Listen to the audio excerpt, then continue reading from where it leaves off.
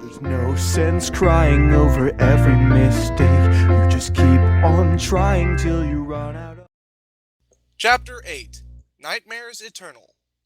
I still get nightmares. In fact, I get them so often I should be used to them by now. I'm not. No one ever really gets used to nightmares. Mark Z. Danielewski. Equestria Directory, page 716, Codex Nightmares.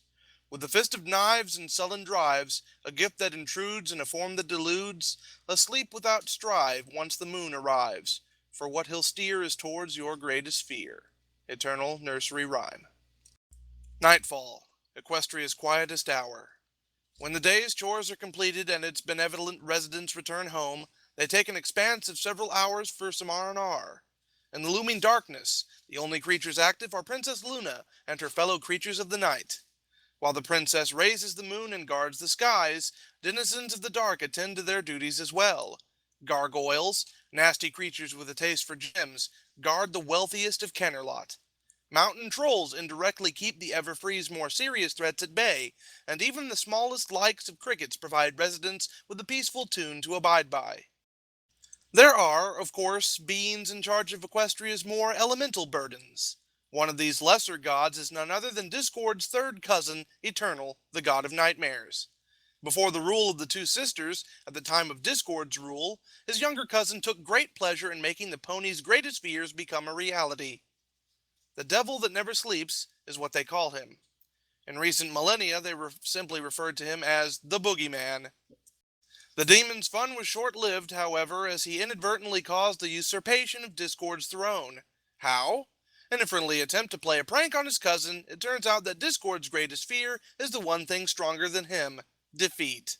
And from this nightmare came the birth of the greatest tools known to pony kind, the elements of harmony. For inadvertently stopping Discord, Princess Celestia and Luna, still in a bitter state of mind after the torment the god of chaos had bestowed upon the land, gave the native spirit one option. A curse shall be cast upon Eternal, shackling him to the blackest pits of Tartarus. Only at night is he able to roam the land freely, through interaction with the living world is drastically limited. It was either that or be encased in stone like Discord and his followers. Eternal accepted without hesitation. Decades rolled by. Eternal grew from a fun-loving though dark-humored spirit into a vengeful, tormentuous demon. Tartarus is a miserable place. Sure, its residents are somewhat alive, but only enough to feel the pain the fiery wasteland endures. No one deserves to be there, but the land of Tartarus has been law since the before time, in which Queen Soliana and King Artemis ruled. Eternal relished the nights he was free, away from that accursed place. When Nightmare Moon came to be and Celestia was forced to banish her own sister, the Princess of the Night's power vanished as well. Half of the curse was subsequently lifted. Eternal, though not one with the mortal world, still had enough power to make a difference.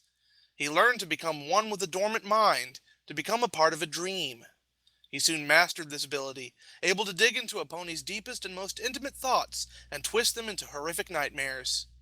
It doesn't take a genius to figure out Celestia was its first victim. He tortured her for weeks on end in Dawn of Luna's banishment, forcing her to relive that unforgettable night over and over again. Eternal, being the artist that he is, wanted to change things up for the dear princess. So he dug deeper into her deluded mind, forcing her to experience such traumatic nightmares such as death, the mass annihilation of Equestria, and the return of a vengeful Nightmare Moon. It was a time Princess Celestia will never forget. This dramatic period of 6 weeks came to be known in history as the Boogeyman's Return. Princess Celestia would have gone down to Tartarus and eliminated Eternal's spirit, but it's by equestrian law that not a single living soul enter the fields of Tartarus, for fear it might unleash the masses of angered spirits. All it takes is one vengeful soul to escape and reopen the gates. So the princess decreed that on the 12th day of the 6th month in the 13th century, the god of nightmares has returned. As expected, there was a panic. But the loving ruler told her subjects that he cannot hurt them. They are simply nightmares made to scare, nothing more. Over the years, nightmares became a normality in Equestria. Ponies grew resilient. Others developed techniques at repelling the spirit. But always remember the most important rule. The boogeyman can't hurt you. That was the biggest load of crap I've ever read, GLaDOS stated as she chucked her 1,000-bit copy of the Equestria Dictionary across the room like a piece of junk mail. Just as she slipped into a deep slumber, she reassured herself, I don't get nightmares. Above the calm stillness of Ponyville, a faint wisp of smoke descended from the clouds, invisible to the naked eye. The vapor settled on the cool cobblestone center of Ponyville Plaza beside the well. Flanking the seemingly innocuous build of smoke was a darkened sugar cube corner, the post office and town hall. With an apparent effort, the vapor sluggishly took form. Crooked, blistered canine legs fabricated from the bottom, connected to a rigid stone-like pelvis. What appeared to be a tail, but was actually an outer extension of the abomination's spine, extended into an extra appendage that was topped with 3 razor-sharp talons. As the creature's build grew, it became painfully clear that the spirit was just as tall as his distant cousin. From the being's begrimed and scaled torso erected a pair of grotesquely muscular arms, eerily resembling a minotaur's. From the surface of his black skin, a perpetual dark mist oozed from its pores. A rather menacing gauntlet clothed the beast's left hand, plated bronze, and each finger tapered to a very fine point, sharp enough to slice through even the most durable of minds. Accompanying the demon's already nightmarish appearance was a set of patchwork wings, with one being almost drake-like and the other a griffin's. Latched around the entity's neck was a unique slave collar forged from the most durable substance found in Equestria, frost diamond, bewitched with the infamous soul-binding curse preventing the god from ever physically leaving Tartarus. As cold and merciless as the mineral it was forged from, the very image of this collar was considered taboo by many. Adorning the monster's head was a set of buck antlers, but twisted and burnt with the hem severely scorched. These demonic antlers were carved with numerous symbols that glowed a sinister ember, like they were filled with lava. Hypnotic red eyes and a shard-filled smile was the last thing any pony, old or young, would see before awakening from a nightmare. This was the Boogeyman. This was Eternal, the god of nightmares, standing in the middle of Ponyville Town Square with nothing to hide, as if beckoning someone to go out and challenge him. Ah, he sighed in a distinct spine-tingling purr. Ponyville. I haven't been here in quite a while. Isn't this where little Tia and Lulu's faithful student lives? Another night. She's probably been tracking my movements, knows I'm here tonight. I'll throw her off, force her to sleep with one eye open. Eternal's voice, seldom heard in a pony's dreams, was always a subject of debate.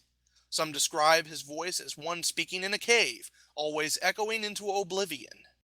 He didn't allow the misfortune of avoiding the elements to ruin his whole evening. Besides, their fears were as interesting as watching the grass grow. Eternal's glowering red eyes scanned the area, judging which residency would be the perfect spot for his first victim of the night. His eyes brightened up at the sight of Scratch's Vinyl Emporium.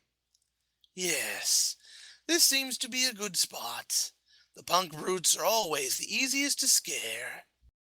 Eternal slowly made his way towards the record store, taking no time to rush it.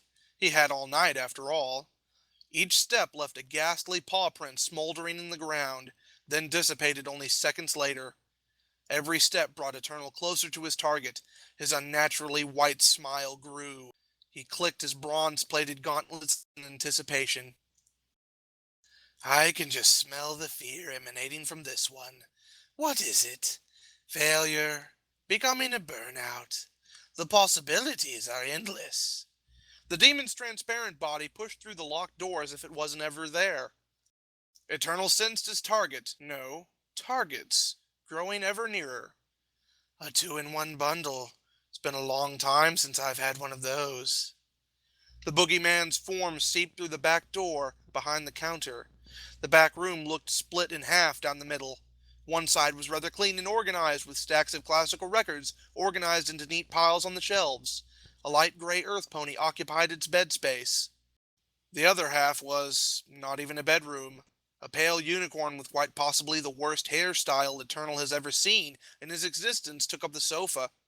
Strewn around the area were several bottles of emptied Wild Pegasus whiskey. Eternal smirked and approached the passed-out DJ. He raised his gauntlet, reeling back for a moment when Vinyl stirred in her sleep. Very carefully, like a surgeon at work, the demon dragged a stiffened index finger across the mare's forehead, creating a metaphorical rip into her mind. Once the incision was complete, Eternal abstracted from his current form into a cloud of dark mist like the one he arrived in. The mist seeped into the rip, invading Vinyl Scratch's most intimate and darkest of dreams and fears. The tear mended itself in seconds, vanishing from the face of existence. A figment of Vinyl Scratch's imagination, the Purgatorial Nightclub, a dusky, humid, dank little club situated in the middle of nowhere. Hypnotizing neon lights, irresistibly fetching music, and a sense of belonging was but a solemn buzz of the popular joint. Patrons flocked in every night to have the honor of partying with the one and only DJ Pone 3. Upon entering the nightclub, intermingled scents of sweat and smoke would assault a newcomer's nostrils. The rhythmic techno beats provided as a backdrop for the clamorous chatter of friends and ex-lovers. The dance floor blinked alternating checkered lights of green, purple, blue, and red. Churning LSD colors projected from the walls surrounding the dance floor. Bright neon signs advertising alcoholic beverages stood out against the darkened walls, illuminating various knickknacks and decor cluttering the space. The one loner in the club, a black unicorn stallion with a gelled midnight blue mane, found his way to an empty bar stool in the corner. He motioned a hoof to the bartender and mouthed, "I'll take a Sonic Tonic." The bartender nodded and literally melted away into the cries of thirsty ponies like he was an apparition all along. The stallion flicked his tail when a clumsy mare brushed past him. His skin bristled at the touch, raising the small hairs on his back despite the club's relentless humidity. "This place is my worst nightmare," he muttered to himself, despising physical contact with dreamland denizens. A crowded nightclub setting certainly doesn't fare well with the claustrophobic demon. At a moment's notice, the bartender suddenly materialized in front of Internal, with his drink levitating on a tray. The dark unicorn took it in with his own red glow and brought the icy beverage to his lips. Tart, yet a little tangy. "Disgusting," he muttered, though his gripe was lost within the drone-like chatter of fellow patrons.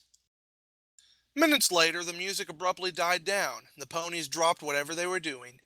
They turned to face a lone balcony suspended over the dance floor. From the imminent darkness, an energetic voice called out, "Fillies and gentle colts, are you ready to party like it's heaven?" "No!" the crowd screamed in eerily perfect unison. "No?" the female asked, sounding genuinely surprised. "Then how's about we raise some hell?"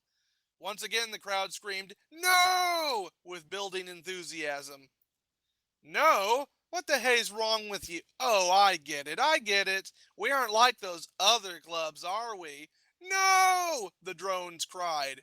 "That's right. No other club's got our dedication or the master of records," she purred in a low, sultry tone. "Isn't that right, my little fillies?" "Yeah!" they replied without hesitation. From no visible source, dark red smoke began to pour from the balcony onto the crowd below. They showed no reaction aside from the disturbing, unblinking stares filled with excitement and anxiety.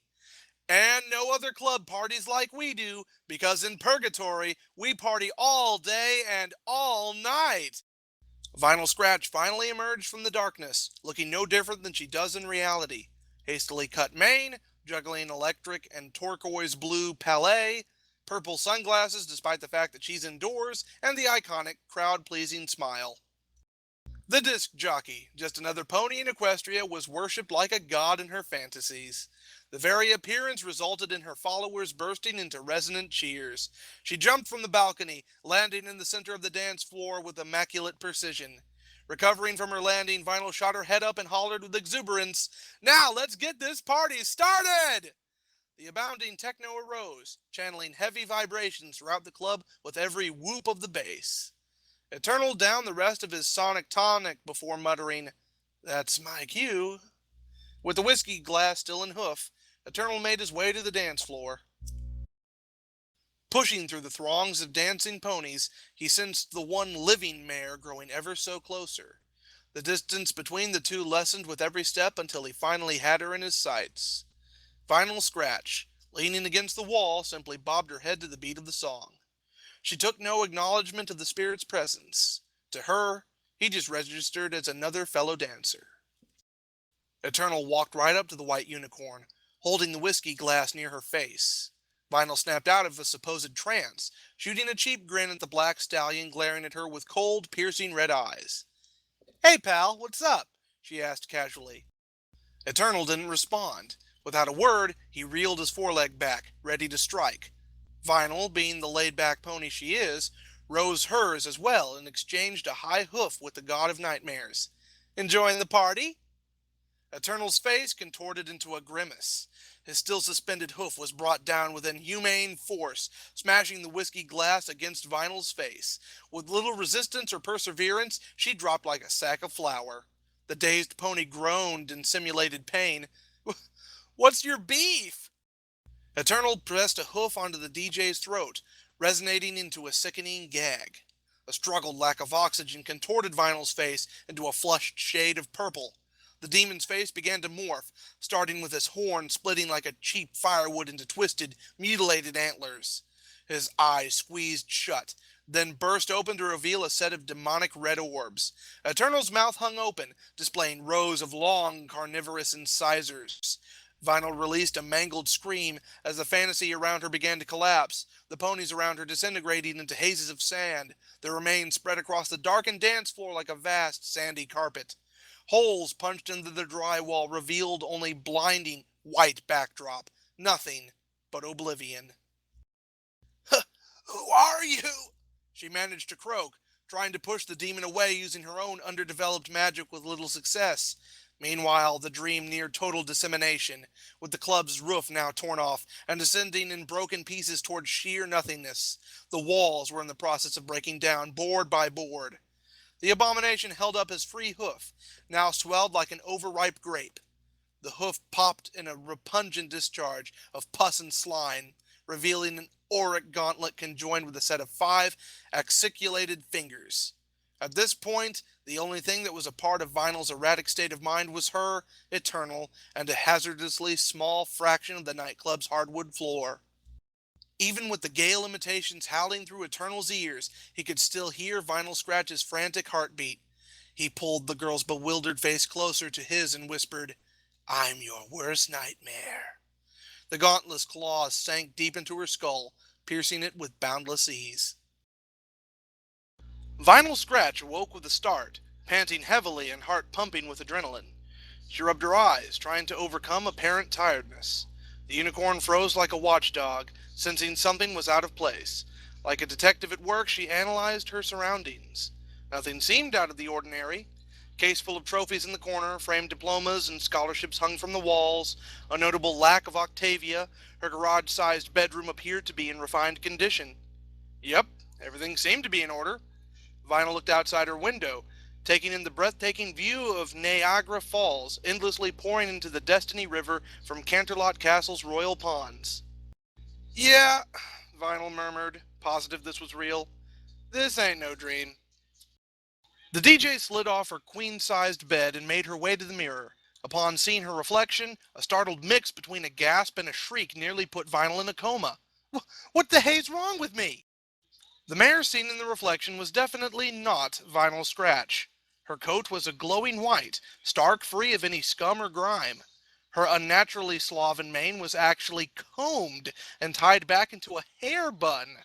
The cyan highlights were gone, now rendering her color a boring, uninspired cobalt blue. The most horrific change of all, her eyes were a gorgeous shade of magenta rather than their normal Spitfire crimson. Vinyl leaned closer into the mirror. "And my eyelashes are curled. Ew!" The unicorn tried bringing a hoof up to her face, positive this was a mask, but was too paralyzed with her dorkified appearance to do so. Vinyl's attention, previously tasked with finding a pair of scissors to butcher her mane, was caught by a picture sitting on the edge of the bureau. It was a high school class photo of the chess club? Vinyl screeched. Nah, this can't be right. This ain't me." In the picture second row on the far left was the same pony she saw in the reflection. That imposter. Vinyl backed up at a frantic pace until her rump hit the wall. This ain't real," she muttered in denial. This is some kind of nightmare." a spine-tingling voice taunted in a faint whisper. Outside, a stallion with a refined accent called from outside the door. "Darling, are you up yet?" Vinyl Scratch recognized it with both relief and terror. "Dad?" The addressed unicorn entered the door, and sure enough, it was Fancy Pants, wearing his usual attire of a dress shirt and monocle. Vinyl's mother, the beautiful Fleur-de-Lis, trailed in from behind. "How's our little overachiever?" she cooed. Vinyl shuddered at the very phrase, overachiever. "Ugh, Ma, please, I'm no achiever. I'm dumb, dumb as a brick." Fancy Pants laughed. "Oh, that's our daughter, always the modest one." The slender unicorn approached her daughter with a grace and warmth. "Oh, Vanilla, you're so—" "Vanilla?" Vinyl screeched. "What did you just call me?" Fleur stepped back, raising a brow. "Vanilla Scratchington Fancy Pants, what in Equestria has gotten into you?" The younger mare just wanted to crawl into a hole and die of embarrassment. "Mom, you haven't called me Vanilla Scratchington since I was 3 years old. The name's Vinyl Scratch." To prove a point, Vinyl tore the velvet ribbon from her mane, undoing the hair bun. Her mane, fashioned in beautiful waves that would fill even Rarity with envy, fell around her shoulders. Unfortunately, cute wavy hair was not the look Vinyl was hoping for, just not nearly as effective as her usual sloven and tomboyish style. Swallowing her nightmarish haircut with pride, Vinyl continued ranting, not with the attitude of a rebellious mare, but the tenacity of a startled pigeon. And I'm not some scholarship-winning pony." She cleared her throat of any remaining pride and dignity. Fleur approached her daughter with an amused yet saddened look. "Oh, is my little sugar plum having a bad day?" Vinyl's head shot up, mouth agape and face red in embarrassment. "Ma, did you seriously call me Sugar Plum? I'm DJ Pone 3, the Queen of Wubs, the Master of Records, the Martyr of Music." The DJ slapped herself in the forehead. I've got to get out more." Her elders exchanged bewildered glances. Vanilla," Fancy Pants addressed. "I'm not really one with the music industry, but I'm pretty sure there's no such genre called, wubs." Vinyl's whole world came crashing down around her. "What? No!" Tragically, the horrors didn't end there. Vinyl's greatest fear, greater than being an egghead, of her favorite music being non-existent, was about to come true. "And guess what, my little superstar?" Fleur harmonized, completely disregarding the conversation that had just transpired. "You're going to college!" "No!" Vinyl Scratch awoke with a snort. She smacked her lips, ponderously glancing around the darkened bedroom. Everything was in its right place, and she was, thank heavens, still a burnout. But there was one last thing she had to be 100% sure of. One last vital detail that would put the mare's troubled mind at ease. She hopped off the couch and made her way towards her bed, currently occupied by Octavia. She noisily kicked the empty whiskey bottles out of the way in a curt attempt to wake her cousin. Vinyl's crude efforts failed as the earth pony slept like a rock, but Vinyl wouldn't relent that easily. She pressed a hoof against her pompous cousin's cheek and drilled with voice-cracking annoyance. "Octy?" The Canterlot pony grumbled under her breath, batting Vinyl's probed hoof aside. The unicorn, lip furrowed, began to vigorously prod her cousin's composed facade, whilst continuously droning, "Octy, Octy, Octy, Octy, Octy, Octy, Octy, Octy, Octy, Octy, Octy." Within seconds, the tormented earth pony snapped. "Shut up, Vinyl!" Octavia took another pillow and sandwiched her head between the two. Vinyl took a deep breath and yelled in rhythmic sequence, "Octy, Octy, Octy, Octy, Octy, Octy, Octy." Octavia compressed the pillows firmly against her ears. In retaliation, the insufferable DJ climbed atop the bedspread and began jumping on her forsaken cousin while singing in teeth-grinding unison, "Octy, Octy, Octy, Octy." "What?" Octavia hollered. The sheer force of her outburst knocked Vinyl on her rump. "What in Equestria could be so important that you have to wake me at—" She turned to look at the novelty wall-mounted clock with the hands tastelessly resembling a silhouetted stallion performing a split. "11 o'clock! Why'd you wake me at 11 o'clock? I had a nightmare," she whined like a filly. Octavia ran a gray hoof through her tangled, bedridden mane. "So, you're saying Eternal visited you?" Mm-hmm. And he's probably in this room right now, waiting for me to go to sleep. Mm-hmm. The orchestral mare rubbed her eyes and sighed. I hate you so much. She looked up at her dim-witted relative still sitting on the other end of the bed. Her eager smile somehow gave Octavia the crazed idea that she knew this whole thing was downright hilarious. Vinyl took up a rather serious guise. Her crimson gaze shone with such usurped innocence. Am I an idiot? Octavia's eyelid twitched, her face drawn to a blank. She just couldn't decide whether to cry or strangle the life out of her beloved cousin. Vinyl, dearie, she began with gentle bliss. It doesn't matter what any pony says about you or your family. To me, in my heart, in my eyes, you will always be deemed a full-fledged moron. Now go back to bed while Cousin Octy gets some sleep. With that, Octavia softly settled her head onto the fluffed pillow. Her eyes gently fluttered to sleep. Vinyl was about to return to her spot on the couch before asking, Hey Octy, I forgot to wish you a happy birthday. Bed now! Octavia sat upright instantaneously, pointing a shaken hoof at the couch. Not wanting to suffer the wrath of Octavia, not since her convincingly legitimate encounter with Pinkie Pie, Vinyl Scratch's sudden jolt of terror resulted in her untapped magical abilities to flourish, thus teleporting her in a pathetic little poof to the couch. Octavia's fantasy was quite different from, well, any pony's to be exact. Some may think she'd want to be the most talented cello player in Equestria, loved by millions. Close friends might think she fantasized about a nice, quiet life, away from Vinyl Scratch. As a matter of fact, it was the exact opposite. Octavia dreamed about doing whatever the hell she wanted. No consequences or rules to abide by. No worries, no laws of physics, just her and this endless playground. Knowing her time was limited before Eternal would show up, Octavia had to make the most of it. She walked through the streets of Canterlot at the speed of light, weaving through the catacomb streets with unsurpassed precision. She came to a comedic stop at the sight of him. Hey, Prince Blueblood! Octavia yelled with pent-up energy. The normally genteel stallion turned with a goofy buck-toothed smile. Durr, yeah? He sounded no more intelligent than the common blockhead. Octavia moon jumped into the animal sanctuary, landing right beside Blueblood at the water fountain, and said with uncharacteristic giddiness, Remember when you slapped my flank at the Grand Galloping Gala? Guh, yeah, that sure was funny. A buffoonish laughter escaped the chubby prince's huge gullet. His jowls jiggled and joggled all over the place. Octavia smirked. Yeah, it was. And so is this. With little effort, the Earth Pony's over-exaggerated strength unleashed in the form of a heroic punch to the face. His head had knocked clean off and sent spiraling into the distance.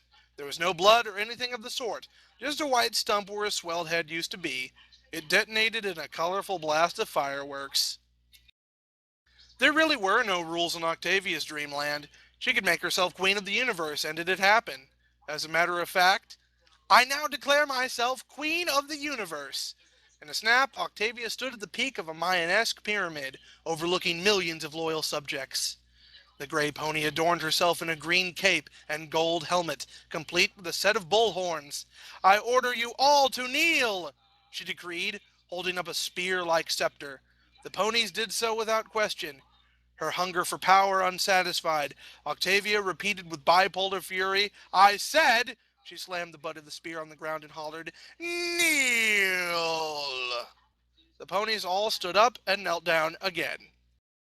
Octavia stood on her hind legs, forelegs outspread with grace. She took a long, relaxing inhale, then sighed. This is what she always wanted, to live without fears or rules. No social classes or standards shackling her like a caged animal. And here, in her sleep, she was truly a free spirit. Of course, all good things must come to an end. One stallion, donning familiar colors of black and blue, was the only pony bold enough to stray from the masses and travel up the staircase. His dark rose eyes glistened with determination and hunger. Octavia knew this was inevitable. She threw her head back in a gout of groans and said with ham-fisted sarcasm, Oh, gee, a black unicorn with a dark blue mane who is the only one not doing what I say. Good goddess, I wonder who it will be. Eternal stood face to face with Octavia. She stared back with placid, half-lidded stare. You may have fooled my stupid cousin, but you didn't fool me. The dark stallion gave a forced chuckle. Are you ready to face your greatest fears, Octavius von Fancy Pants? The formally addressed mare rolled her violet eyes and tossed the scepter aside. She removed her horned helmet and sent it bouncing down the stairs. Yeah, let's get a move on. Eternal, with his false hoof throbbing like a meat-filled water balloon, frowned. You're not really afraid, are you? Octavia tore away from her hypnotic spectate of a butterfly and grunted. Huh? What? I'm terribly sorry. Did you say something? An awkward silence was short-lived when broken by Eternal's hoof erupting in a contained blast of pus and slime, revealing his infamous gauntlet coated in the putrid mixture. Well, he began, like when one talks to a rarely seen neighbor for the first time in a while. This is awkward. No, not awkward, Octavia assured, with a quip of thought.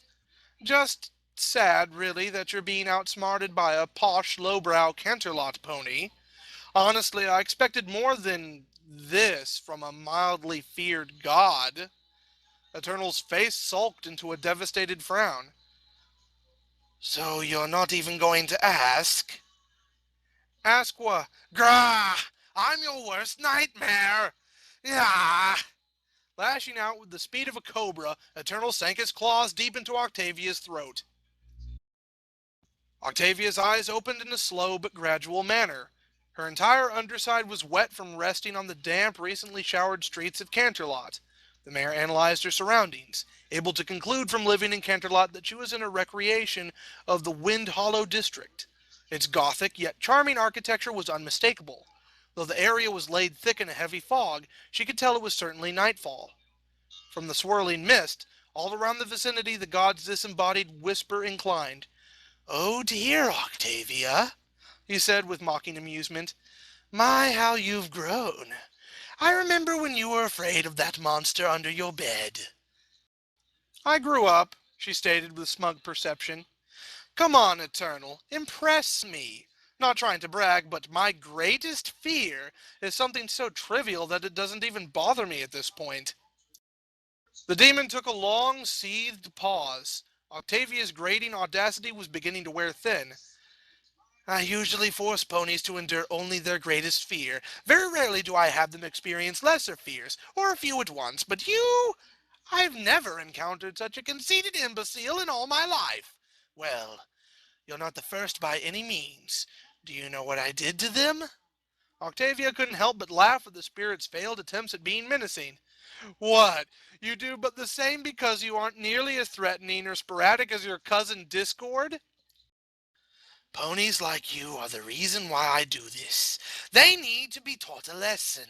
So like the ignorant fools that prefaced your existence, I shall play the giver, and grant you with the gift of facing the fears locked up in your deluded mind. Trying to compress his rage, Eternal's exceedingly leveled tone was a dead giveaway. Octavia knew it was only a matter of time before those restrained emotions sprang out, like a champagne bottle ready to pop. He took a moment to remind Octavia of a special day tomorrow. Think of it as a birthday present. It's the least I could do. Instead of showing alarm for what's to come, she gave a long, cynical whistle and turned on her heels.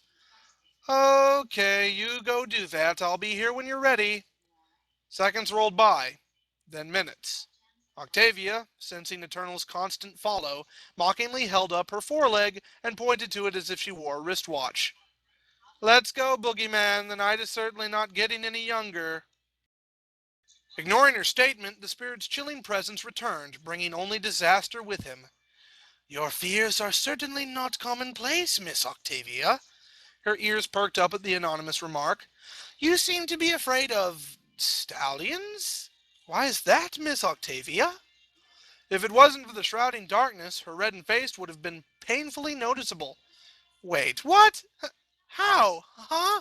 No, I'm not. What made you think of that?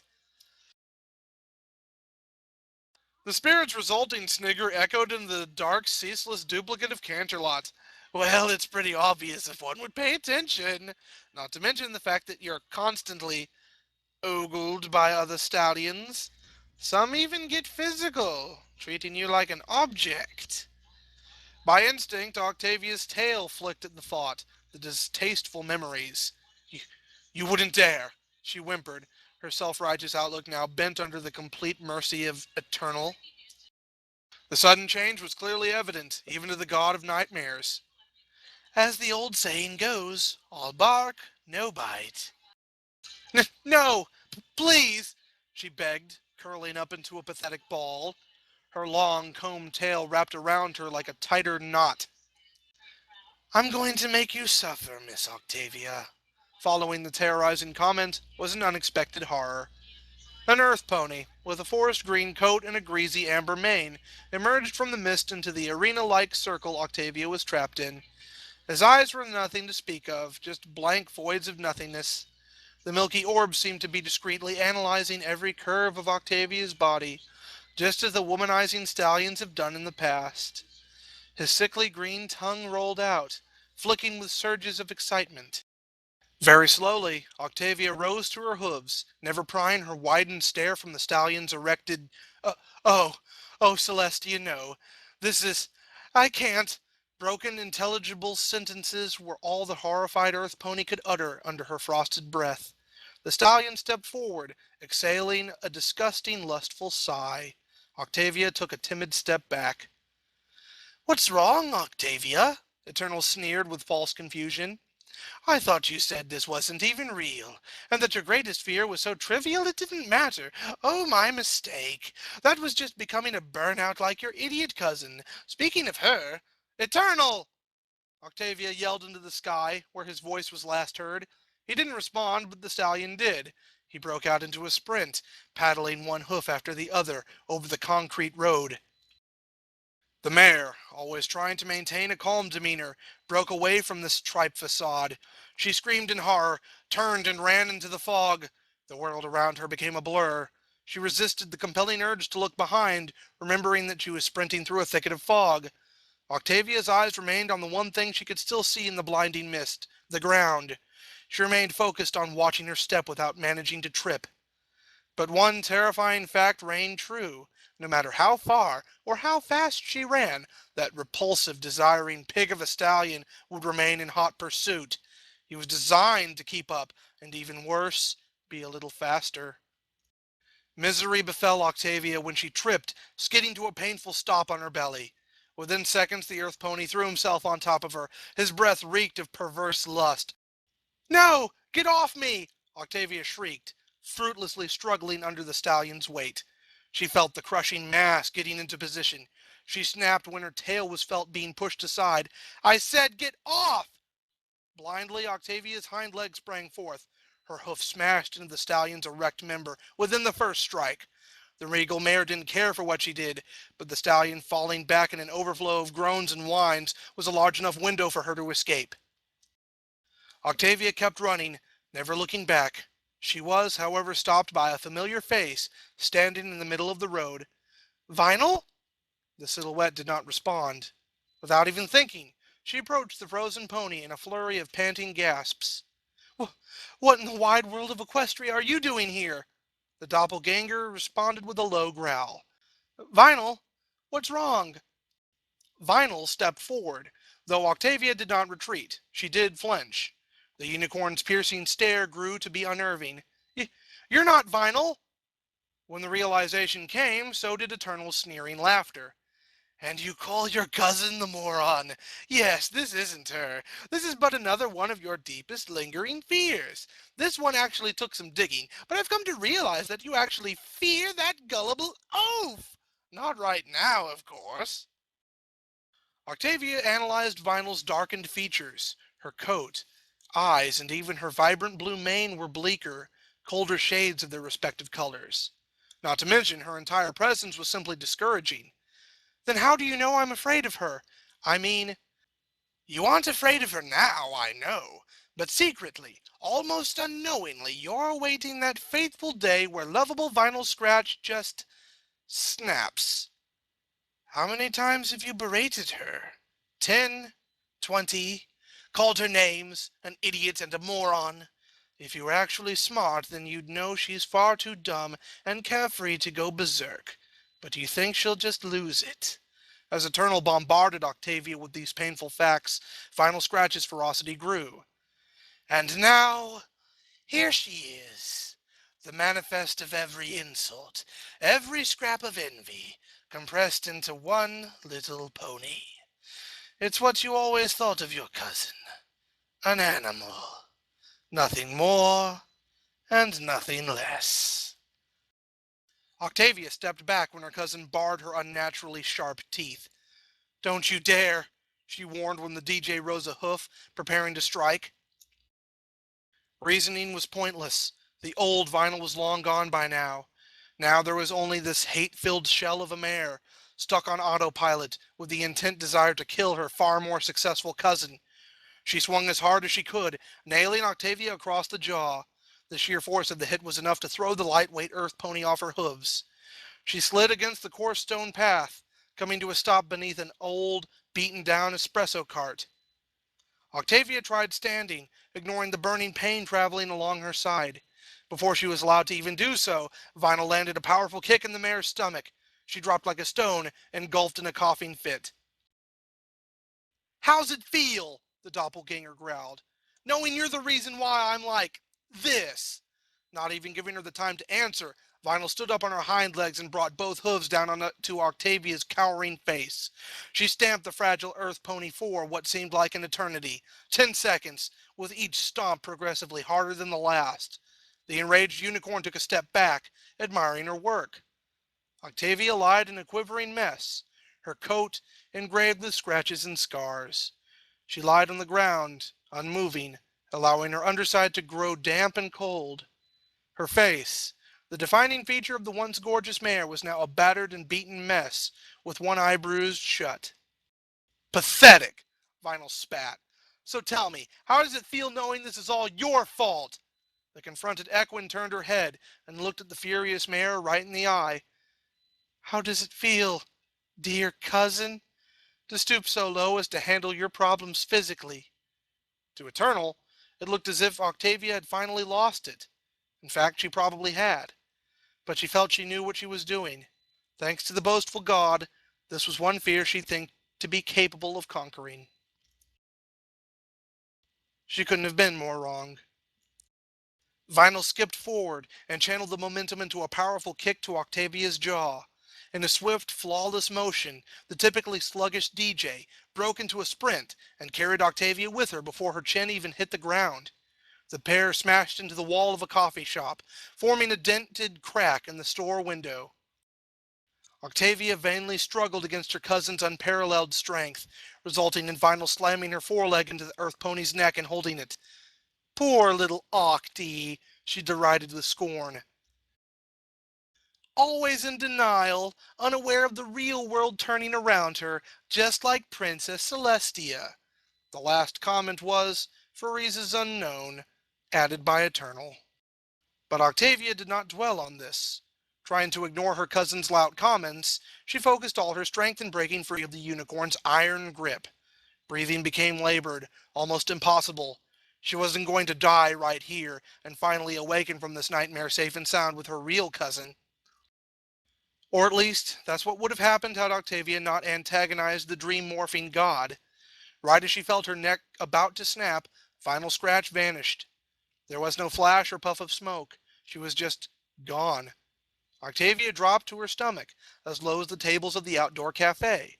A sinister laugh wafted through the air. With substantial effort, she managed to croak, "Hello?" From the dense fog, a tall creature emerged. Eternal, introduced in his true nightmarish form, wings of colossal beasts completely dwarfing his older cousins, as well as those skin-crawling blistered hound legs, arms bloated with muscle, and rattling of the infamous slave collar were only a few features of the demon's unnatural appearance. As he drew closer, Octavia's heartbeat quickened. Even with all the pain she'd received, the horror she had to endure tonight, Octavia still found the spirit to remain defiant of the commonly feared demon. With a knowing smirk, she added, "Are you done yet?" Eternal got down on one knee so that he was eye level with the beaten pony. Punishment. Octavia tried looking away, but the spirit's gloved hand clamped its bladed index fingers and thumb around her face.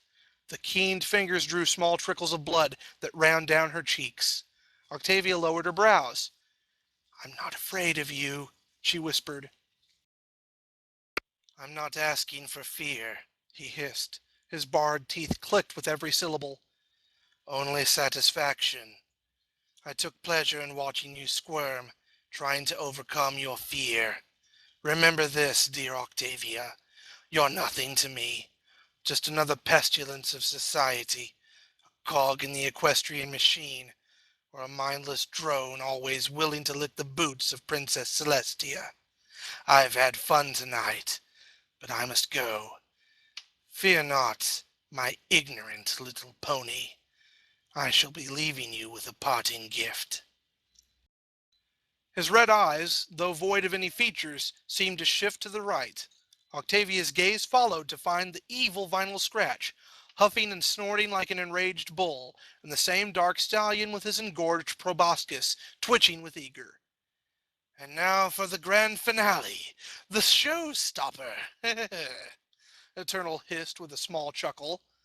Beside Vinyl Scratch, an elderly mare emerged from the fog, balancing on a walking cane.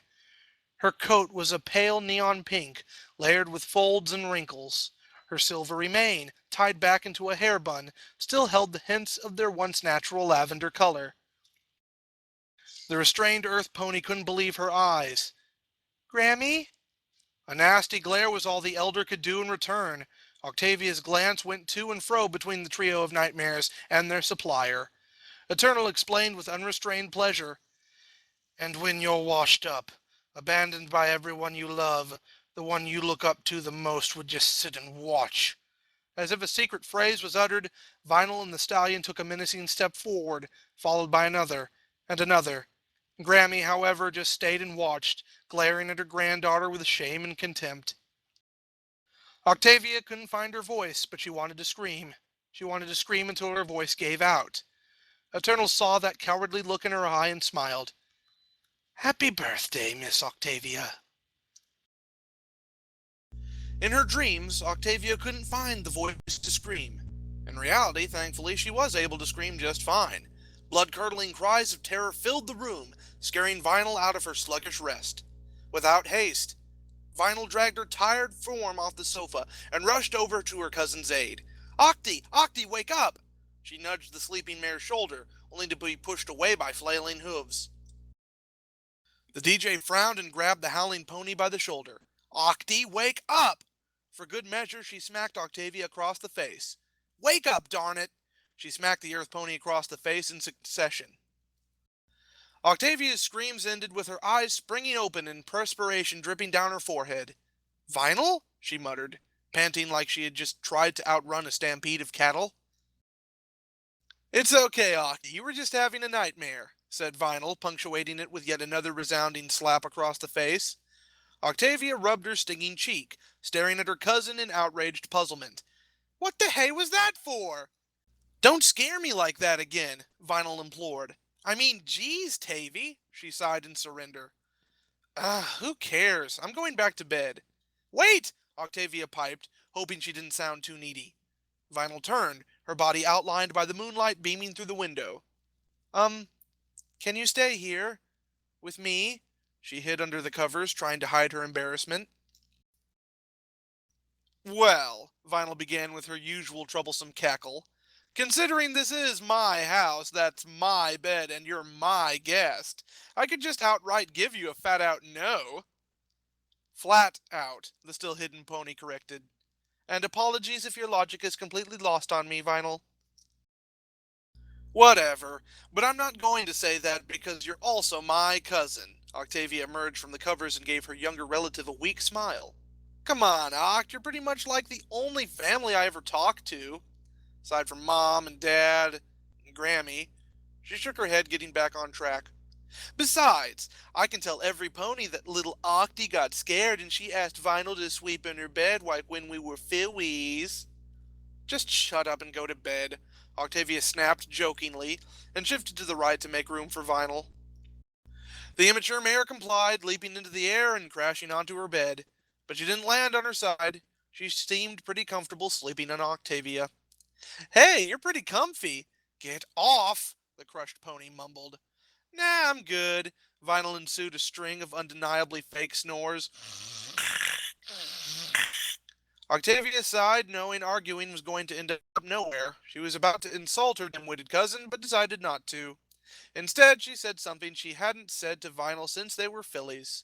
With another defeated sigh, she said in all honest resonance, "Good night, Vinyl. I love you." Vinyl's eyes popped open. Instead of an argument, as expected, she got something weird. It was strange, almost alien. Funny thing is, she didn't want to argue. Um, I guess I love you too, Octavia. Seconds later, the makeshift mattress asked, Vinyl? Yeah? Please get off. This is really weird. Sure thing, cuz. With little effort, Vinyl rolled to her side off the bed and slipped into a much-needed rest. While Eternal made a hasty exit from Scratch's Vinyl Emporium, he embarked on the search of yet another victim. The last one definitely quenched his thirst for vengeance, knocking one so high and mighty down a peg. But now he was on the lookout for a poorer soul, a pony who's down on their luck and just wants a good night's sleep. But as Eternal put most of his attention scouting the houses below, he just couldn't push that disgusting display out of his mind. Gag.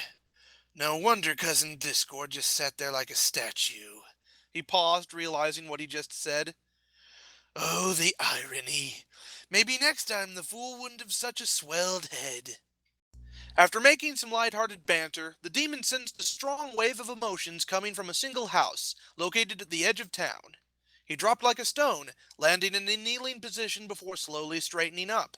He stood at the edge of the path to the front door, the gateway to a modest suburban home. Of course, he wasn't interested in the architecture, or even the powerful sense of emotions emanating from its residency. What Eternal was far more engrossed in was the note attached to the door. Oh, this is just beautiful, he said with building laughter. The sheet read in bold letters, Eviction Notice. Eternal made a quick-paced march to the front door and began reading the note's accompanied paragraph under his breath. Let's see, Mrs. Dew, we regret to inform you that the date for pay is long since past, blah, blah, blah. You have until the end of the month to remove your belongings, blah, blah. Hope good fortune is bestowed upon you. Signed, yours truly, the Canterlot Royal Court. Eternal felt his shriveled black heart skip a beat.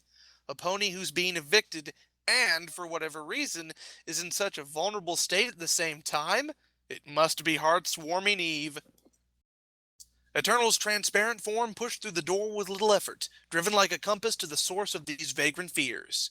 He paid no mind to the framed picture on the mantel, displaying a gray, wall-eyed Pegasus, a small unicorn filly, and a light brown stallion poised before this very house. The scratched hardwood floors could use a good polishing, and the windows weren't even there. Its owner seemed to be using cardboard rather than glass. One window in the kitchen off to the right was the only one that had glass, though it hardly mattered due to the fact that it was covered in a thick layer of grime. The owners must not be very bright. Eternal's voice, even a faint whisper, seemed to echo off the darkened walls and into the foreboding darkness of this dreary abode. Surprised they weren't kicked out sooner. Eternal made a left, down a hall ending in a doorway. Either side was accompanied by a door each. One was open, revealing its purpose to be nothing more than a bathroom. The second was closed, though it seemed to belong to a dinky do, as indicated by a poorly written sign. Eternal found himself disappointed when he realized the trail wasn't coming from the filly's room. In fact, it almost seemed dead inside. Not a soul in there. Then again, the god wasn't even expecting this train wreck of a home to be housing an entire family. I think I know what's going on here. Eternal always found it amazing with what you could learn just by piecing the clues together. Nevertheless, he continued toward his relentless hunger for misery. The knight's next supposed victim was located at the end of the hall, respectively. Eternal walked through the door and came to an unexpected surprise. There she was, sleeping soundly on the right side of a bed made for two. Eternal couldn't believe his burning eyes. This was truly a sight to behold. A mare alone in this broken down home about to be evicted. And she's a widow. This just gets better and better. The demon tiptoed toward the mare, watching her covered form rise up and go back down in a steady rhythm. He rose his gloved hand and ran an index finger along her forehead, creating the gateway into her fragile mind. Well, this is different. Eternal couldn't help but stare in awe like a half-witted colt at the sheer setting of Ditsy Doo's dreamland. The entity found himself inside a palace, the entrance hall to be exact. Of course, palaces were a norm amongst ponies, but it was what this palace was made of that made it unique. The walls, the plants, the stairs, virtually everything was made out of muffins, or muffin batter. Eternal never quite knew whether to classify a muffin as a bread or a type of cake. I think this mare really likes muffins. He gave a light chuckle. She has good tastes, far superior to that mule of a dressmaker whose breakfast consists of a celery stalk. Eternal continued to gape at the muffin-forged palace, drawing parallels with the party pony's Candyland of a dream. Everything was simply immaculate, with doors on both sides of the main staircases made out of golden cinnamon swirl muffins. Immense chandeliers, one of the few things in the foyer made of steel, suspended from the delectable ceiling in rows of two. Each row led up to the staircase and split off at the top, channeling into the hallway splitting off on either side. In genuine respect, a rare phenomenon with Eternal. He told himself with much surprise, "This mare's certainly the creative type. I like it." The rest was just eye candy, literally. The borders along the roof and glossy tiled floors were intricate little runes written with chocolate chips. Each rune was the old equestrian symbols for family, love, and unity. All crap Celestia regurgitates from the old equestrian scriptures to brainwash her subjects.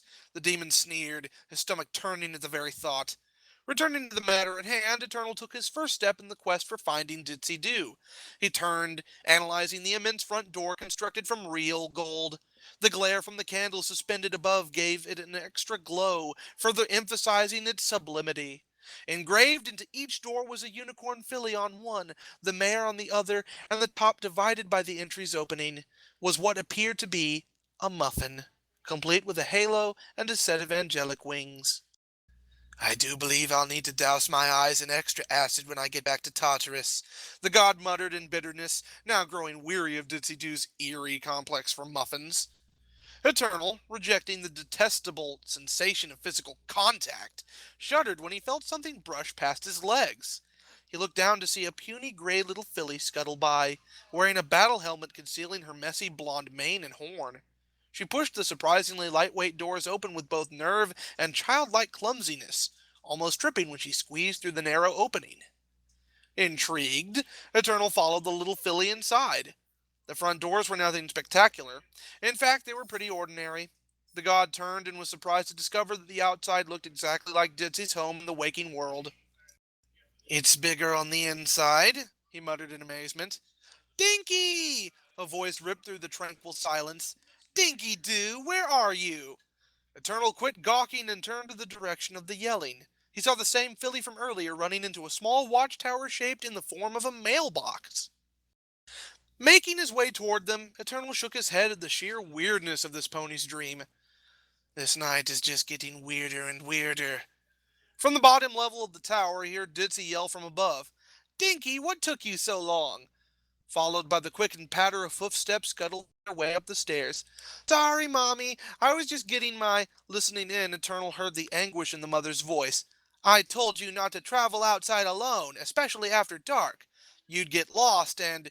She paused, her anger reverted to pain. And get hurt. His hoofsteps muffled to a faint thump. Eternal made a sprint up the stairs to end this absurd display. He heard Dinky, hurt by her mother's words, try and say, I'm sorry, Mommy, she squeaked, sounding like she was on the verge of tears. After hearing the pain and torment in little Dinky Doo's voice, Eternal came to a screeching halt halfway up the tower. Why is she dreaming about this? He asked, completely lost. A dream is meant to be a fantasy. If this is what the mare fantasizes about, then that means... Eternal slapped himself in the forehead and groaned at his own idiocy. He ran a hoof along the length of his angular face and chuckled. It all makes sense now. Always an avid fan of drama, Eternal awaited to see where this conversation would lead. He didn't even care if the host aroused from her slumber, pulling him out of the dream world. To be quite frank, she was already in a nightmare. All he needed was a hammer to break the ice. After a tense silence of the two ponies locked in a supposed embrace, Ditzy finally said, I'm so sorry, she whispered. Her voice quaked with guilt and sorrow. It's okay, Mommy. You tried your best. No, it's not okay, the normally bubbly Pegasus bawled. I should have been faster. I got the whole town and... A small gray hoof pursed the mother's lips. Mommy, it's okay. There was nothing you could have done to change what happened in the forest. A pregnant silence lasted long enough to allow Eternal's quickened ascension up to the tower. As he made a fast yet silent ascent, the rigid calm was broken in the form of a raspy whisper. I could have been a better mother. Ditzy failed to keep a level-headed tone. When he encountered the rooftop entrance, it was nothing but a rectangular blaze of white light. Eternal squeezed his eyes shut and ran blindly into the conduit. The tower's peak turned out to be something the god never expected. The top of the fortress resembled a swamp, with plant and foliage littered about a circular plain of dirt and mud. His eyes, adjusting to the sudden darkness, fell upon the gray Pegasus caressing her mud-clad daughter in a fragile embrace. No one said a word. The only sound in the air were the crickets in the distance, chirping happily in betrayal toward the tragic display. Eternal just stared, his black form blending in with the shrouding nightfall. He took notice in Dinky's hind leg, bent at an abnormal angle, possibly broken. That and the fact her coat was damp, coated in mud, gave the impression that she was just fished out of a lake. Mommy, she croaked, water escaping her throat in between syllables. Even through her tears, Ditzy found the spirit to give her daughter a comforting, albeit weak, smile. I'm here, my little muffin. Dinky sniffled. She heaved out another gout of water. I'm cold. Taking it as a joke, the narrow-minded pony gave a light-hearted chuckle. Dinky, it's like 100 degrees out here. Ditzy couldn't even recognize her own daughter slipping away, becoming one with the afterlife. Instead, she combed her daughter's sodden mane to the side and lied through her teeth. You're gonna be fine, she gave a lopsided grin. We're gonna get you to the hospital, patch you up, go home, make some warm muffins. Why are you doing this, Mommy? The filly croaked, sputtering through another discharge of water. You know it's too late. As if the reality wasn't unbearable enough, Dinky started crying. The sight of her child crying, too much for the free-spirited pony to bear, brought forth a well of tears. Mommy, have you forgiven yourself yet? She asked in between gasped sobs. Ditzy buried her face into the filly's stomach and cried. Without even giving it a thought, she shook her head and answered with a heartbreaking, No. Why not? The unicorn squeaked. Ditzy picked her head up, her abnormally eyes irritated and puffy. Because I failed you as a mother. I failed you as a friend. As she listed her own shortcomings, Dinky shook her head to each muttering a faint, No. You didn't even get your cutie mark, she moaned, about to collapse into tears once more. Accidents happen, Mommy, the smudgy filly whispered, gasping on her last breaths. Sure, you're clumsy, reckless, and a little different, but... Dinky turned to the side and discharged another lungful of swamp water. But you're the best Mommy in the world, and I love you no matter what. The weeping Pegasus swallowed a moan of despair and gave an unconvincing smile. She leaned over and laid a gentle kiss on her daughter's forehead. I'm so sorry, my little Dinky. The filly remained expressionless just as her breathing began to slow. With her last breath, she asked, Mommy, for my last wish, can you please just accept what happened and live your life? Just as the night before, and that one before that, and so on, Ditzy gave the same pathetic answer. I can't. Eternal felt the moist ground beneath his hooves begin to rumble. He knew what that meant. Looks like the deer is waking up. The god held a hoof to his mouth, trying to prevent his cover from being blown and his humility to falter. That's rich. My oh my, that was just wow. He couldn't help but giggle like a child at Ditsy's inner torment. As he walked away from the broken mare, he remarked with a hint of disappointment, "Oh, do I want to give her a nightmare she'll never forget." But, he groaned in self-submission, but even I have my limits, and putting her through that might cause her to, well, I don't want to think about that. The moment Eternal's spirit escaped Ditsy's mind, he took off with a static whoosh and never looked back. Well, that was different. Always nice when the ponies do my work for me. It's like watching a movie, actually.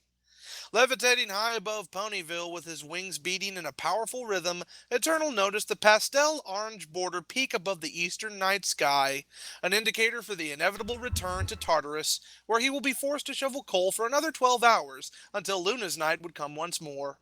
The god scanned the humble town below. I believe there's time for one more scare. But who? He set his sights on a simple little home, set on the far edge of Ponyville. It looked about the same as any ordinary home, with a hay roof and sturdy adobe walls, but what set it apart from the rest was the massive telescope jutting out from the attic's rear window. To the biased specter, this obviously meant a lonely bookworm lived in that house. Eternal twiddled his fingers in delight. Ah, a science pony. Oh, how I love to scare them. The way they cry and beg for their mommies. The god made his descent, completely unaware of the danger he entered. He infiltrated through the ceiling, landing on one knee inside the home's living room. He looked aside, where a couch stood adjacent to the fireplace, still flickering with the occasional pop of embers. The coffee table fixed between the two had sheets of crumpled up scratch paper piled on it. Oh yeah, this one's definitely a humongous nerd, Eternal huffed with a simper. He brought his gaze up to the doorway at the end of the room, quarantined with a closed door. Hanging from said door was a novelty "Do Not Enter" sign, imprinted with a silhouette of a changeling below the bold phrase.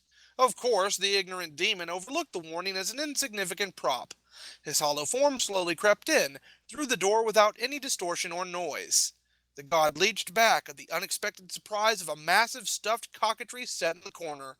He rubbed his pointed chin and randomly stated, let's see. The great dogmatic cockatrice, distant relative of the common everfree cockatrice, found mainly in the Arctic regions of northern Equestria, carnivorous and highly aggressive. He analyzed the beast's hunched posture and grinned knowingly. So what are you doing way out here? The two sets of piercing red eyes locked for a short spell until Eternal gave an impetuous snort. A big game hunter, are we?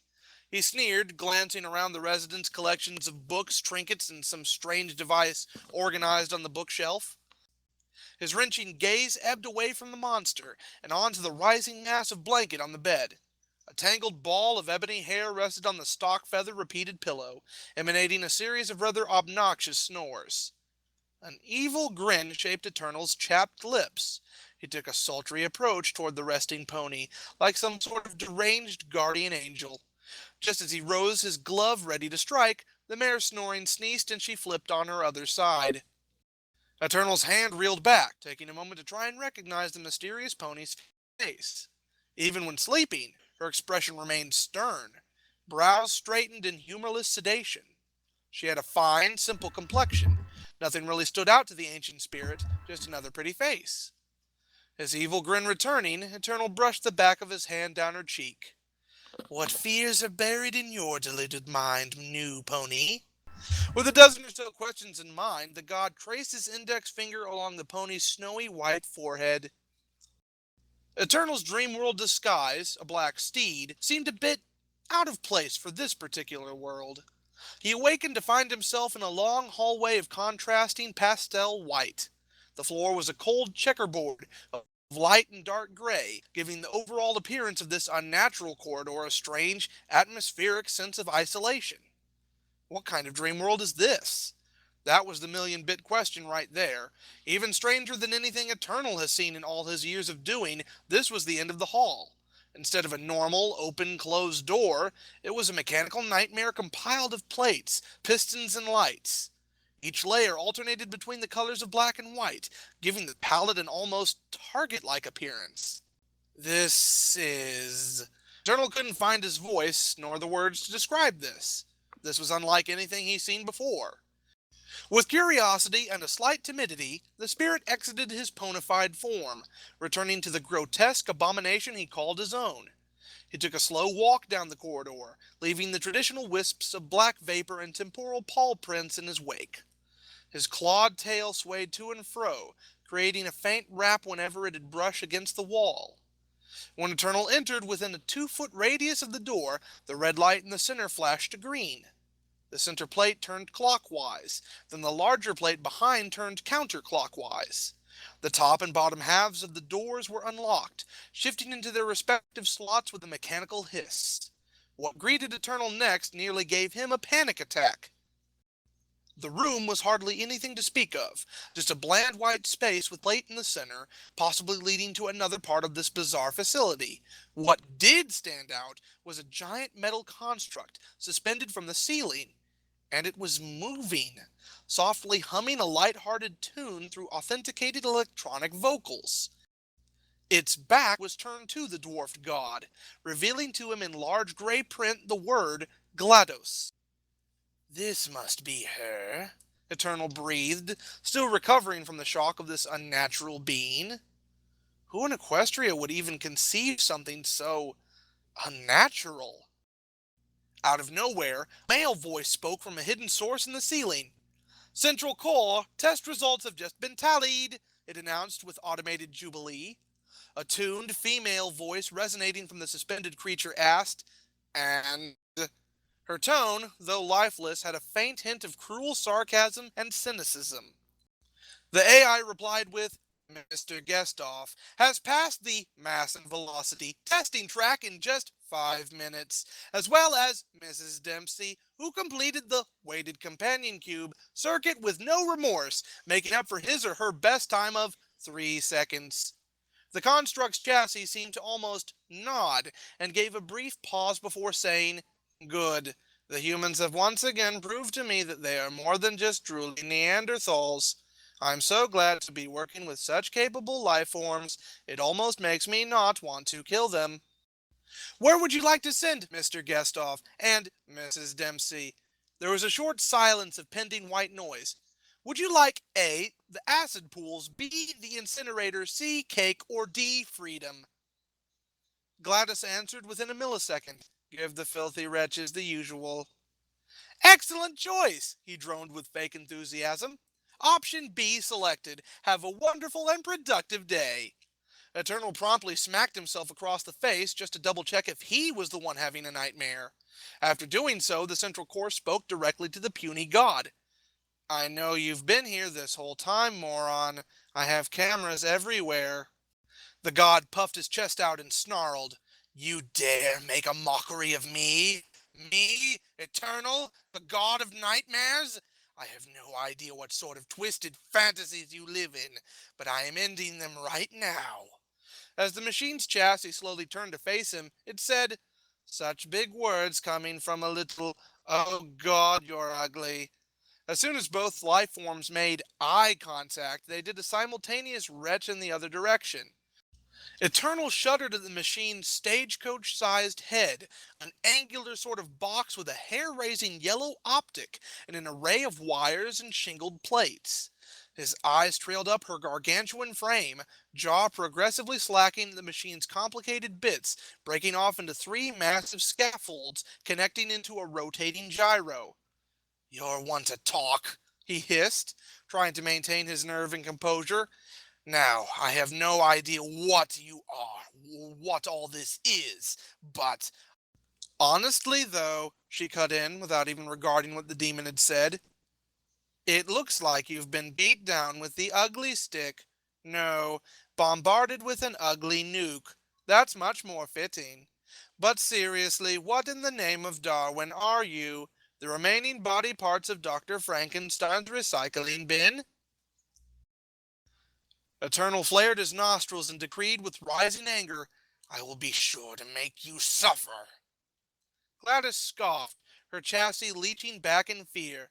Oh God, Frankenstein's leftover is getting angry. Security, help. I am no Frankenstein. I am your worst nightmare, the demon bellowed with unbridled fury. Just as the demon lunged into the air, taking off with a powerful launch of his wings, the sound of a tape rewinding filled the room. Wait, this is how dumb GLaDOS never got to finish her sentence. Eternal sank his claws into the machine's casing. Then the whole world went dark. GLaDOS's nightmares were in complete chaos. Eternal couldn't even make out what half of this was supposed to be. He just waded through a typhoon of shadows, with nothing but the roaring winds and occasional insults blending in with the impetuous gales. Another failure! Failed again. Why can't this infernal machine work? Lousy piece of junk. All that time and money just for another failure? Old man Johnson was just chasing geese. There was no way this thing would take off. After minutes of hearing nothing but brutal remarks, Eternal finally arrived at a clearing in the middle of the storm. But what he found was something that'd stay in his mind forever. In fact, he'd rather go back out to the storm in a heartbeat. Hanging from a tremendous black cloud was, presumably, the same machine he encountered at the facility. It was hard to tell, considering the dozen or so spheres attached to the structure covered most of its defining features. Nearly every square inch was concealed with another core. Some even looked unnaturally wedged in. Each sphere was differentiated by a colored eye, making it look like some bizarre Christmas tree. Eternal was able to find GLaDOS's head, protruding from the bottom of the core cocoon. From the thundercloud overhead, a man's voice barked, Should we add another core? I don't think we have full control just yet. Please, no more, GLaDOS mumbled, just barely audible to Eternal's ear. All these voices. I can't think straight. They're all telling me what to do, things I don't want to do. Please, just delete me. Please. Eternal didn't know whether to scream in terror or laugh at another high and mighty pony that has fallen by his hand. Just as he was about to come to a conclusion, the world entered darkness once more. Eternal was thrown against the wall with unrelenting force, forming an indentation in the concrete. He pried his eyes open to see the same gentle black and white pony he had encountered in the real world. Only this time, he could see the unchecked berserk rage that glistened in those heart-stopping yellow eyes. Utterly confused, the god could only mutter a cracked, How? How did you? GLaDOS, pacing left and right with a pale mist circling the backdrop behind her, said, with spiked disparage, Didn't you learn to never go poking around in other people's business? That's how you find trouble. Eternal grumbled, Of course you're talking big now that you defeated me, but how? No pony's ever been able to conquer my spell. GLaDOS shrugged. I honestly don't know for sure. It could be for a number of reasons. Maybe I have a stronger mind than the other inhabitants, or maybe it's because my greatest fear is something so trivial it doesn't even cross my mind. Or perhaps it has to do with the fact that I'm not from around here. Eternal looked confused as ever, his chapped lips parted with a complex stare. The albino pony walked over the spirit's legs and sat on his lap. She leaned in, nearly pressing her face against his. Ah, I've seen that stare before. The horror, the confusion. She got up on all fours and stepped aside. Yes, what you saw back there, that was real. I'm from an alternate universe where things actually made half a pint of sense. The god of nightmares broke into a wheezed laughter, his charred antlers preventing him from throwing his head back. The aperture-branded earth pony shrugged again. Yeah, laugh. I know it sounds crazy, but... Her gaze fell upon the god's bladed gauntlet. But one thing's for certain. And what's that? The wraith asked sarcastically. I am not someone you want to make enemies with. With the speed of a cobra, GLaDOS lashed out and wrapped her hooves around the demon's wrist and brought the intrusive bladed fingers up to his face. Eternal attempted at resisting, but it was futile. As this was GLaDOS's dream, she could do anything she wanted, and she wanted that glove. When he felt the cold metal of the bladed fingers brush against his chin, Eternal snarled through gritted teeth. "Who in Tartarus are you?" GLaDOS leaned in with a forceful push. "I'm your worst nightmare." She leaned her full body weight into one final thrust, successfully jamming the monster's own weapon into his muscled gullet. His mouth opened in a still scream, looking into GLaDOS's eyes with pure terror. And the whole world went black. Eternal couldn't tell where he was. The whole room was pitch black, and, for reasons unknown, he was restrained to a table. His only source of light was the relentless sapphire glow of the slave collar, illuminating only the rugged features of his face and chest. He tried wriggling his tail, only to find it was somehow immobile. "Where am I? What's going on?" he demanded, not with fear, but rage. "You're in your own consciousness, Mr. Eternal," GLaDOS called from the shadows. "I demand you release me at once!" The god struggled against his bonds to no avail. "Why?" the psychopath insisted. "Aren't you interested in learning what your greatest fear is?" Eternal stopped fighting his restraints and laughed. "Ha ha ha ha ha! I fear nothing. You're wasting your time." "It would be best not to lie to me," she scolded with coy. "I'm in control now." "Lies!" the god cried, his anger mimicked into the empty darkness. "Do you really want to go there?" GLaDOS challenged, her tone making it sound as if she was smiling. "Your greatest fear is Princess Celestia and that freak of nature, Discord. But—" she paused and gave a spine-tingling snicker that would make even a god quiver with fear. "But as of now, you're afraid of me. Terrified, actually. Interesting." Eternal felt as though the collar around his neck tightened. So what are you going to do? Keep me here until you wake up?" "Oh, you immortal types always overestimate yourselves," GLaDOS remarked with a hint of glee to her words. "I've always wondered what had happened if I'd killed a real person in their dream. Let's see here." What sounded like a staged page turn echoed throughout the murk environment. Dissection tools check. Complete control check. Powerless test subject. Oops, my bad. Powerless god. Check. "What in Equestria are you?" the specter hissed, tugging at his wrists in an attempt to break free of the restraints. A set of hooves began to patter towards Eternal, followed by a blinding light activating overhead. The powerful ray illuminated a perfect circle around the red doctor's chair the specter was bound to. He turned his head in the direction of the pony. There she was, emerging from the darkness with an eerily genial smile played across her lips. "You can't kill me!" Eternal roared, failing to instill intimidation in GLaDOS. To her, he was a complete and utter joke at this point. Now he was just embarrassing himself. Ignoring the god's comment, GLaDOS derisively ran a hoof down the length of his muscled arm. He immediately reacted to the unpleasant sense of touch with a sharp wince. "You'll just wake up in an hour. The sun is coming up soon." Eternal's growing vexation completely took over his playful and devious persona. GLaDOS stepped back, her smile growing distressingly wider. She turned and made a slow approach back into the shadows, her tail, for whatever reason, flicked with every step. "I don't think I'll be waking up any time soon. You see, I'm pretty comfortable back in reality, all warm and wrapped up in my bed." She stopped. "That's the one thing I like about you organics. Sleep is definitely my favorite pastime." She continued her slow amble into the darkness. "Besides, I had a nice glass of warm milk before going to bed, read a good book, and I'm a very heavy sleeper.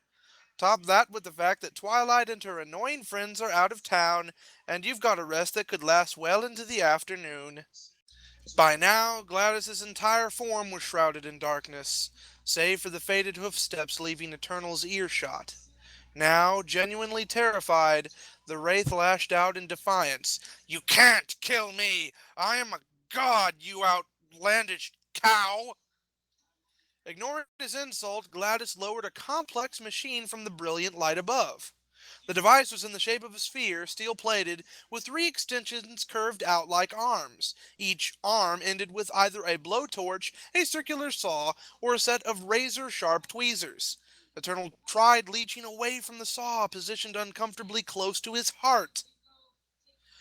"Ah, I see you're already getting acquainted with my little friend here."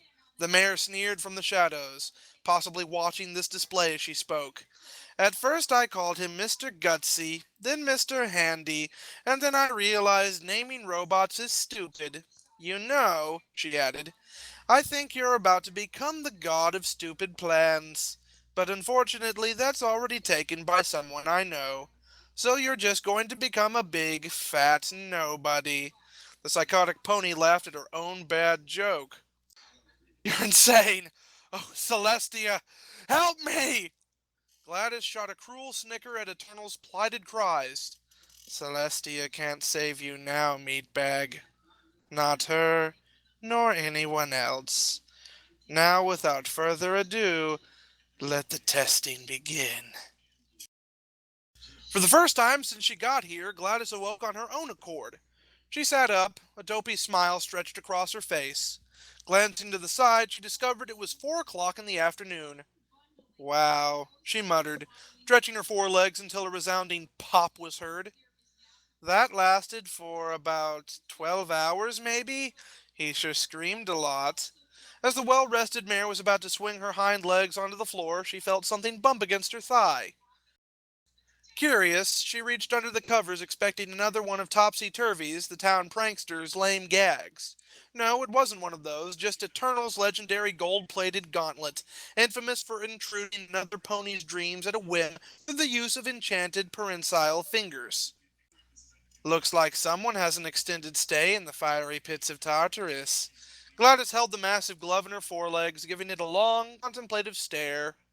She knew that she did the ponies a favor by disabling Eternal. He certainly won't be tampering with anyone's dreams for a while, that was for sure. For a brief moment, GLaDOS considered wearing it, but then pushed the thought away. "No, I don't need this stupid baseball mitt to learn Pinkie Pie fears the laws of physics." She slid from her bed, landing on the floor, and dragged the 1,000-bit artifact to its rightful place, a dusty old shelf. She threw it on the shelf just below the portal guns. Its sheer length took up the entire space. Exiting her room with last night's dream still fresh in her mind, GLaDOS murmured, "Puny God," within a breath. Next time, Part 1 finale, the bearer of, well, nothing good, Princess Celestia. As Part 1 of My Little GLaDOS draws to a close, the Princess of the Sun delivers troubling news that hurts GLaDOS's mind and spirit. Run out of cake and the science gets done, and you make a neat gun for